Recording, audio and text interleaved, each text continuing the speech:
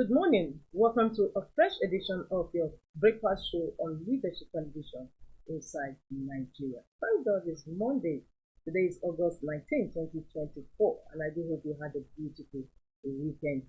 We have on this segment of the show some select national newspapers for review of their front headline stories, including Nigeria's most influential newspaper, Leadership, and its sister publication, National Economy.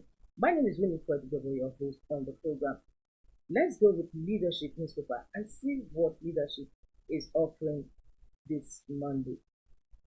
Leadership, 1 year after food insecurity persists despite state of emergency. 1 year after food insecurity persists despite state of emergency. FAO projects 31.5 million Nigerians at risk of acute hunger. Stakeholders call for more aggressive approach. These are the kickers beneath the main headline story on food insecurity despite state of emergency. Beneath that, we have collapsed Wada Bridge linking Adamawa and Borno states yesterday. Of course, it's a rainy season now. We can see that the bridge linking the two states have collapsed. Beside that, I'm not contesting for president in 2027. Ganduje, don't blame leaders. IBB tells Nigerians. Of course, IBB just marked his 82 years of age. Congratulations to the former head of state. Tinubu leaves for France today on work stay. Death toll in Benue attack hits 75.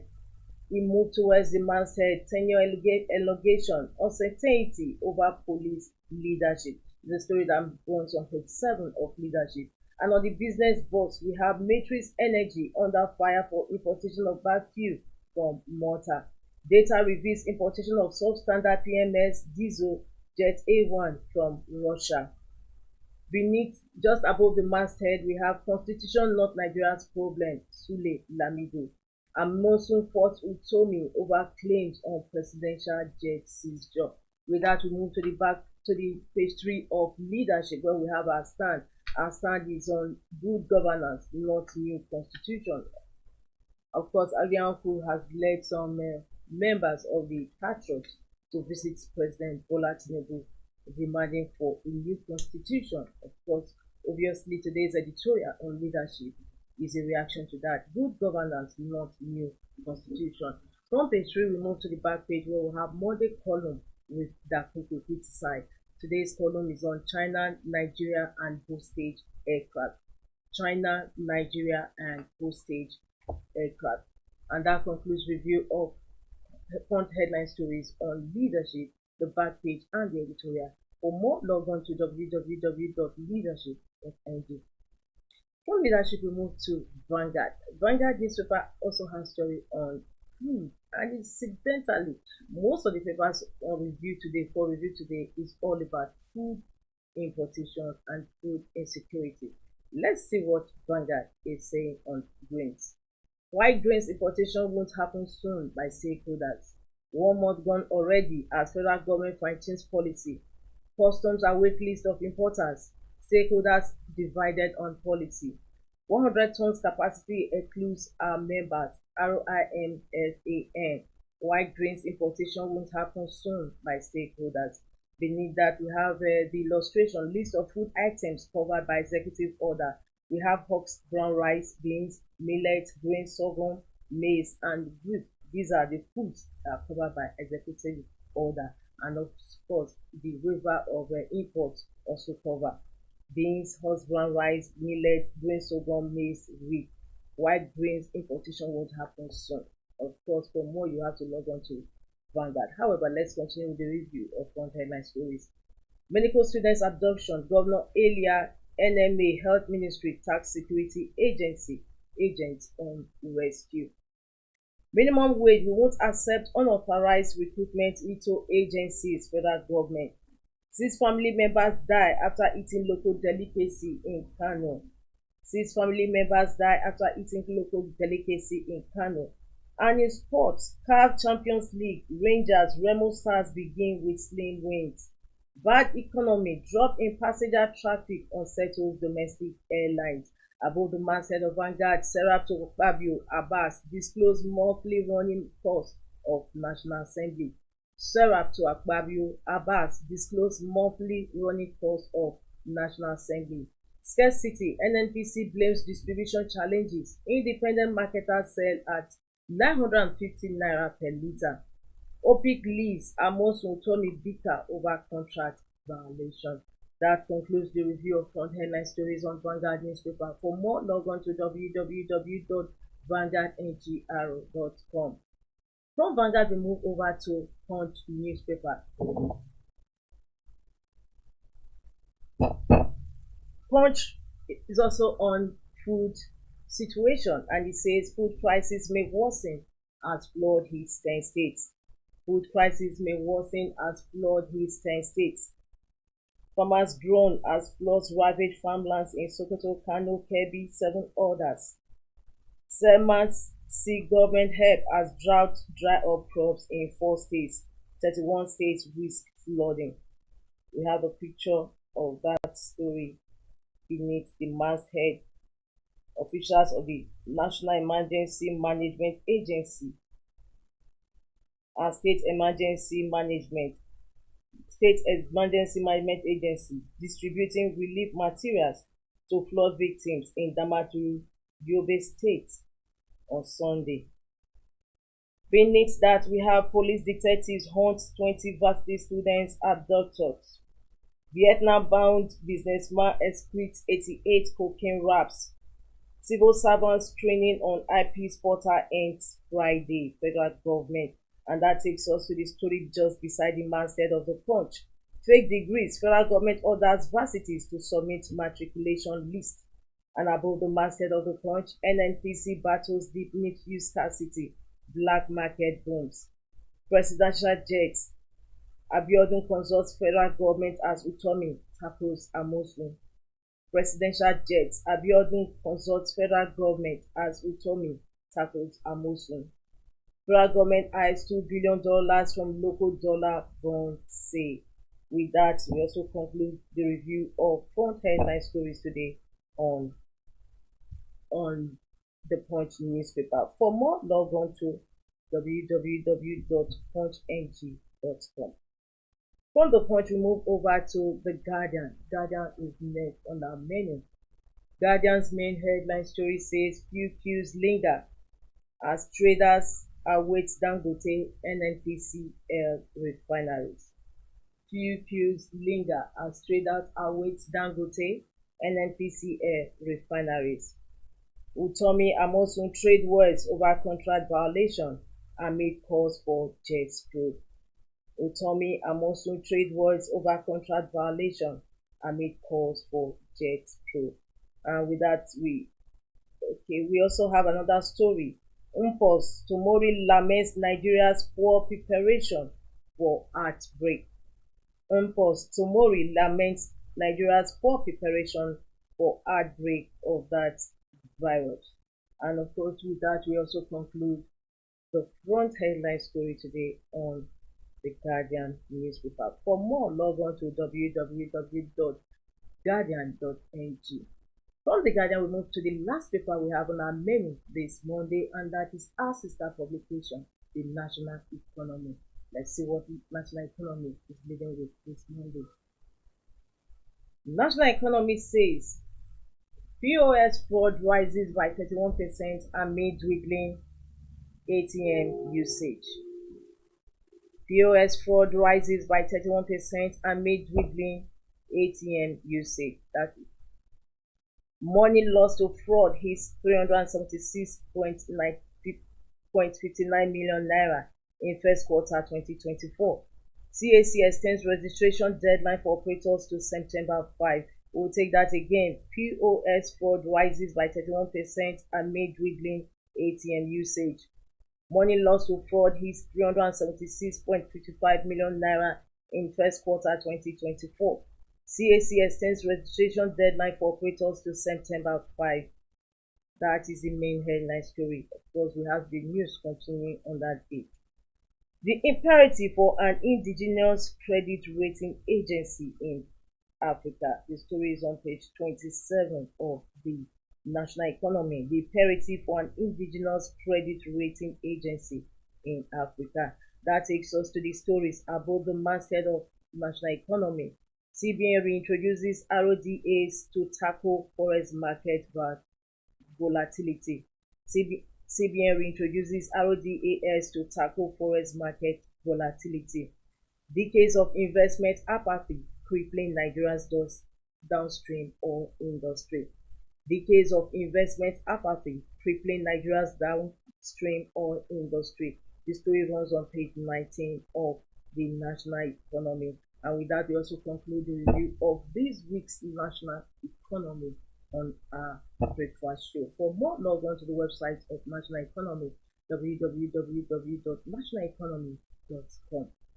Well, viewers, we've come to the end of the first segment of the show, Inside Nigeria. We have our guests coming in on the second part of the program. Don't go away. Stay tuned.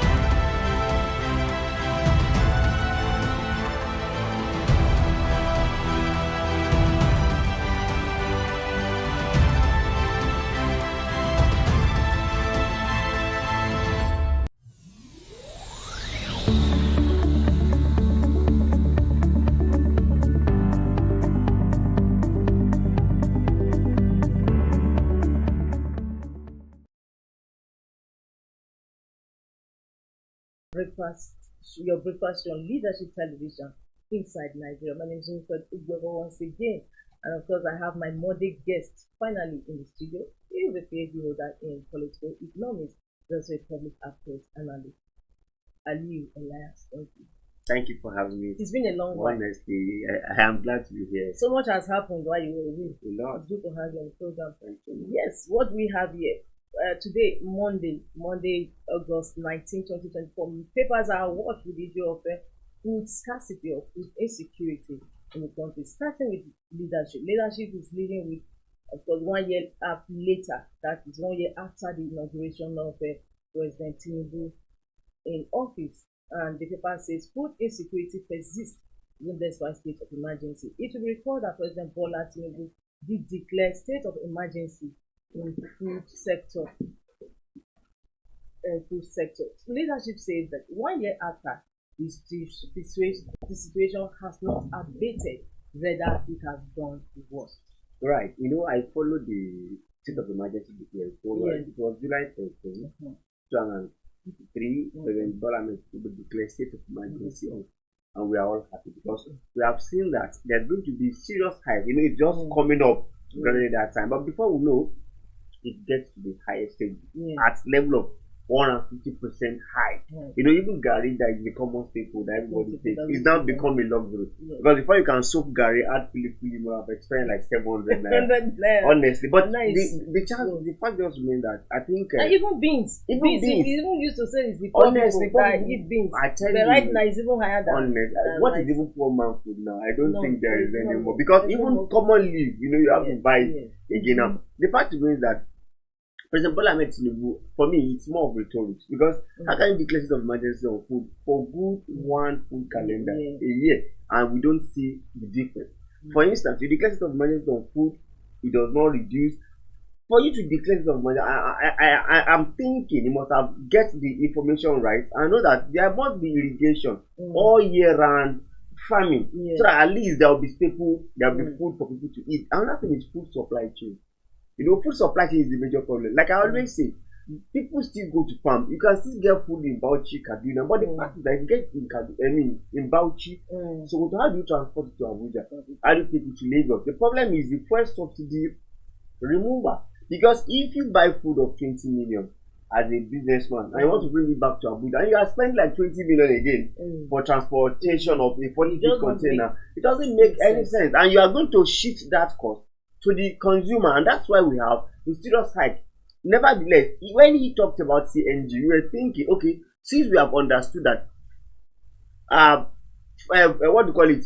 Since we have understood that food supply is the problem, and you have removed fuel subsidy, what do you have to do? Make sure all the commercial trucks are converted to CNG. You know, but up till now, we still have CNG problem. Myself, I went to a place after it was started. The government was announcing that there's CNG conversion. When I got there, I told them, this is my car.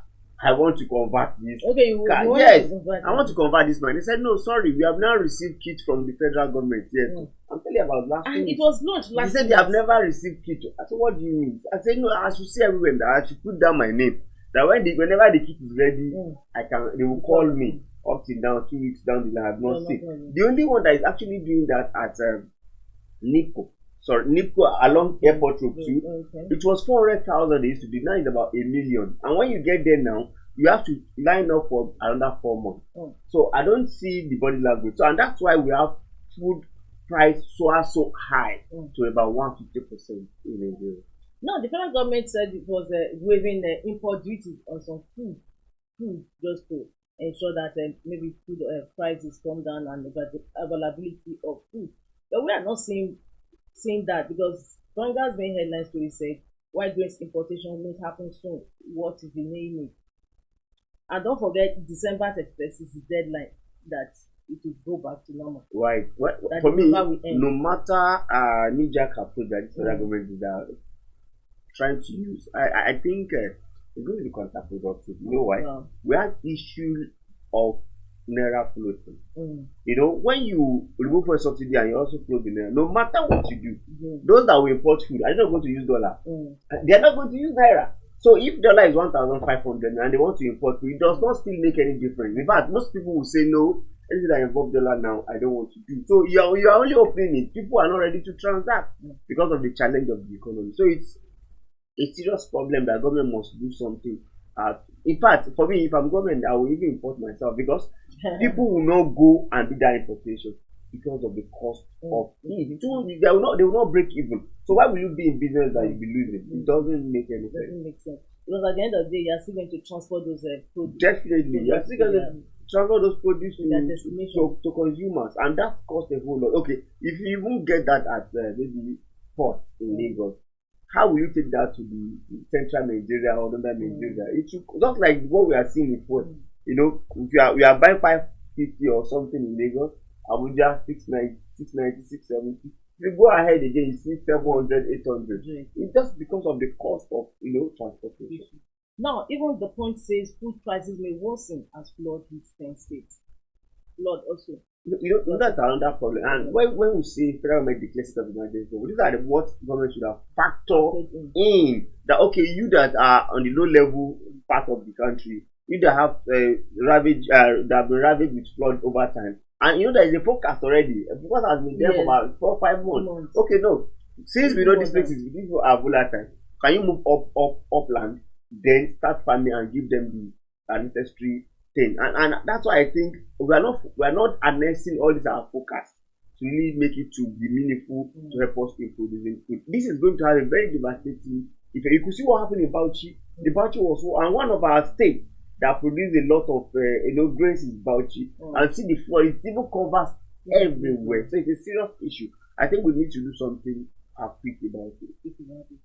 Well, thank you so much. Now we move to another developing story. Over the week, the news broke out that they've seized the presidential jets of Nigeria outside the country, and of course there has been feedback that it was actually started by the cancellation of contracts by former governor of Ogun State, Amosun, and the story is still ongoing because of there's feedback between Capitol and Amosun over contract violation. Actually, they listened to Amosun comment where he said the contract was by Benga Daniel originally. Yes, Then they some came people in. now came in and said those people are not good enough. The same people from China. Yes. And you now give it to them. Someone was now raising a question. Having have essay this, essay that, how can you say you embarked on the what? You did this because it's admitting now that it was a that was some mistake. media report that he made a mistake. What kind of mistake And with all the aid that you have? You should have done thorough account. And government is continuum, so you don't have excuse. That is what brings us to this topic of discussion. How come that governors or our leaders, they are signing contracts that they have no business signing? Or is it that they don't really take pains to study the terms of the contract? If not for God in that P and ID contract, that's how it was.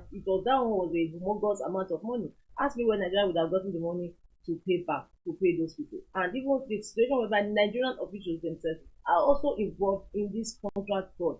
So what can be done? Is it that government will just take a pen and sign these documents that they now have in the I think we are the point. Taking into cognizance. I think we are the point to learn the lesson. If we actually learn the lesson. We still have this and I'm very happy that it escalated to the federal government. That's the beauty of it. Yes. I think it's only within Ogun State. You wouldn't have issued, but the way it escalates to federal government and it escalates because that is just the only word they can carry. Exactly. Because of Ogun State now, federal government is not federal government. That's what I'm saying now. If it does not escalate, now it now shows that we need to be thorough in whatever we are doing. But we're going to learn our lessons. Don't forget we still have that Mambila hydropower issue still. It's still pending. I don't know. But the thing is this. Then you sign contract. After a while, you now say, okay, I don't want to sign again. We are not doing that. How come? You know this federal government. It should be totally robbing these governors by their head. If I'm federal government as of now, I will sanction Ogun to some level. But that bring embarrassment to what? To Nigeria. So if they sanction the state government, no matter who the governor is now, another governor will now think twice. That's what you are signing. You have to look at it very well, be critical about it, and call the expert, because the issue just expose government that they are not engaging the right people. And they have attorney general. They have the state that even beyond the attorney general, there are some business experts that have even imagine they bring Ogun State Chambers of Commerce to this kind of signing. It's free trade zone. Why not bring people that actually affect? Okay, Chambers of Commerce, go and negotiate with them, discuss with them. I'll bring me a report. Trust Chambers of Commerce is private oriented. They would have bring a fact findings report, and you have seen that and justify your facts before you now embark on. So you just come to you and say those people are not. They don't know the work very well, and they line up behind you before camera. You want to score political points because that's the meaning. You want to score say snap us. You sign again without looking at the pros and the cons, and look at what that brought Nigerians to. It's quite appalling. It is appalling. Thank you so much. Now on the issue of course, there's also we have developing stories this week. We also have a developing story since former president of Nigeria through a jab at the National Assembly for the huge homogous amount their emoluments they are collecting. Of course, the Senate president ran to say that they really collect 1.2 backed by the Revenue Mobilization and Accounts Federation of Nigeria. But however, we had a senator of power who came out to say that he collects 21 million naira monthly. And the story has not ended. Seraph is telling Akpabio and Abbas, who are both leaders of their respective chambers, that they should disclose their monthly running cost of the National Assembly. What can actually be done? Because there has been so many years, the issue of emolument, which emoluments to NAS, has always been the bone of contention, starting from when President Muhammadu Buhari came in. People were expecting that President Muhammadu Buhari will be able to bring the cost or the money given to this chamber down. But he couldn't do it. Honestly, if you remember, if you look at the person who actually bring out the information, Somalia, he is an ANPP person. Yes. And he said 21 million. That would have been the least, because he's not a part of the ruling party and he's not a committee chair. So I'm sure it's by category. You can see that even this our secretary, I think if there's anything is lacking, the way he speaks, Akpabio, the way he speaks, it's as if he doesn't have that caution until when it speaks finish, you're now trying to yes. to bring it back. Remember, you told the hunger protesters that they should be on while they are on the streets, they will be their own eating. Remember the other times also he talked about allowance where he now said he just he tried to judge it, and the one we always celebrate that is always calm in talking. Look at the bill he also bring to the fore. I mean Abbas. Abbas hardly speaks, but look at the bill he brought again about national flag and what are they. So I think they need to be cautious to an extent. But in terms of the emolument, I think the fact remains that allowance is what they actually hiding under. Their basic salary, I can agree that is not that by Federal Salary Commission or Mobilization and Fiscal Commission. It could 1.2 million, but why not disclose other running costs? At least we are being paid from taxpayer money. Why not let us? And that's why I always celebrate Serap. I think Serap is one of the blessings we have in this Fourth Republic, because they always bring to fore a lot of issues that need to be dissected, that need to be discussed. So I want them to just come out and say what we recall. Even what's his name? This former comrade from Kaduna that is I was saying it before. He said during his time he used to collect 13 million naira. So and if you look at 13 million at this time until now, 21 billion will not be far from what they are actually getting. Why not come out and say, and this is what 8 million addition. So if you even look at the economy, they can also hide on under the economy. If at all, they are not solving the public problem. They are trying to solve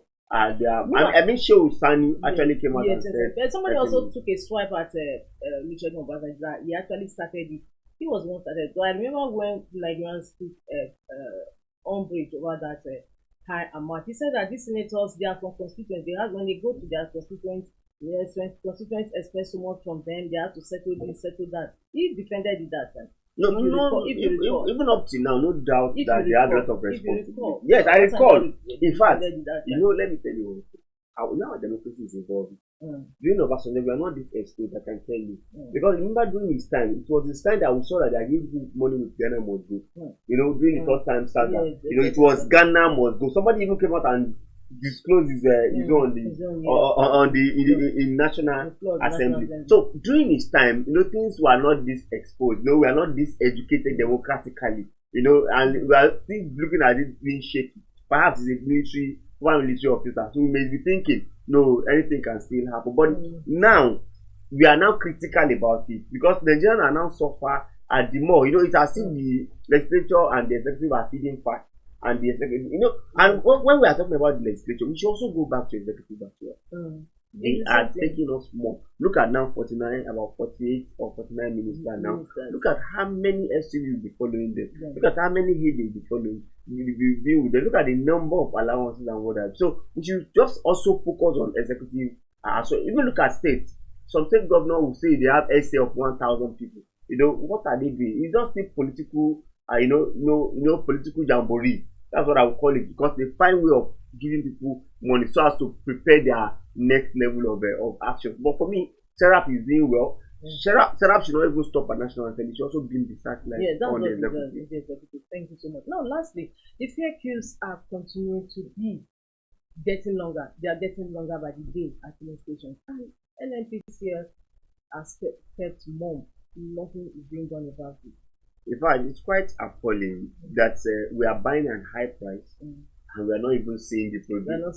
Nigerians were like, no, if we are even getting product, we don't mind. We don't buy, but now it's double palaver now, according to you have paid so much, yet you are not getting the product. Honestly, because as I was coming today, my friend is going, and I was thinking after the working, and I was seeing the queue that, my God, I'll buy in high price and I'll have to queue to expend my days, my work hour, that have value like 4 hours. Because the last one I bought, it was 5 hours for me to actually buy it. So it's quite appalling. And it's very funny. And you also notice that people are going to NNPC more. Because everybody would think, I cannot go and the price. The gap is even much, about 3, 4, 5, 6,000. The month depends on how much you are buying. Then we are still have that reliability that it could be good for, because adulterated is everywhere now. So I think and for me, I think President Bola Ahmed Tinubu is romancing with Mele Kyari.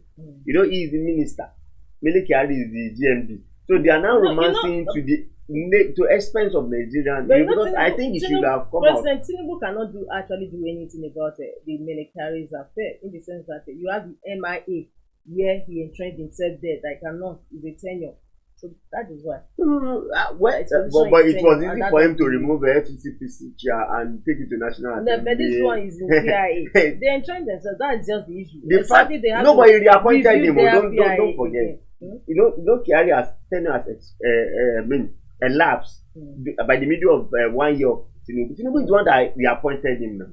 Have you forgotten? It was Buhari that appointed him. He's still now elapsed 2023. Tinubu now reappointed him. So for him to have reappointed him, I don't know. That's why I say he's romancing with him. Because if he's a new appointee, there will be that zeal that let me maintain. What it means that he has to stay there now because it's a tenure office now. Well, he has to stay there, but I think there's still executive power. If he's not doing well, it can be removed. If we continue to suffer, the judge can still go on and say we want him to be removed because we are suffering in a bigger level. Thank you so much. That is our take home parting shot today on Breakfast Show. It's always a pleasure to have you. Thank you for having me. Too long. Well, we have this where we draw the talking on today's Inside Nigeria. Inside Nigeria is the breakfast show where we review and discuss all headline stories and other trendy issues in the country and beyond. My name is Winifred Global. Don't forget to join us same time, same station tomorrow.